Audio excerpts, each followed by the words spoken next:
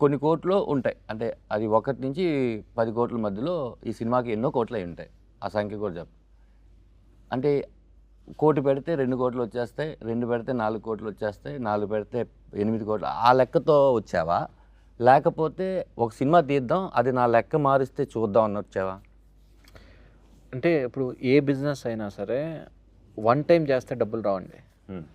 మీరు ఒక ప్రాసెస్లో ఒక 5, 6, 7 ఒక 10 టైమ్స్ చేస్తే అప్పుడు యావరేజ్గా మీ ప్రాఫిట్స్ మనం చూసుకోవాలండి. సో బిజినెస్ పర్స్పెక్టివ్తో అయితే ఒక మూవీ చేసి దీంతో 1 కోటిని 2 కోట్లు చేద్దాం, 5 కోట్లని 10 కోట్లు చేద్దాం, ఆ ఉద్దేశం లేదండి.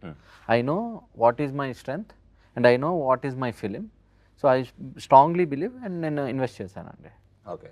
అంటే దీని తర్వాత కంటిన్యూగా సినిమాలు చేస్తాను, ఇంటర్వ్యూలో ఇండస్ట్రీలో ఉంటానని కాన్ఫిడెంట్తో ఉన్నావు రామారావు. అంటే ఈ సినిమా నన్ను ఇండస్ట్రీ నుంచి ఇంకొక 10 ఏళ్ళు వేరే సినిమాలు చేసినట్టు చేస్తుందని నమ్మకం.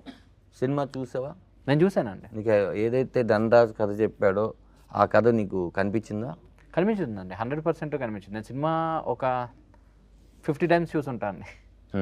సో డెఫినెట్లీగా ధనరాజ్ నాకు ఫస్ట్ డే ఏమైతే చెప్పాడో దానికంటే బెటర్గా చేశాడండి. ఓకే, నువ్వు హ్యాపీగా ఉన్నావు, స్లేట్ పెన్సిల్ స్టోరీ బ్యానర్ హ్యాపీగా ఉంది. 100% అండి. డన్.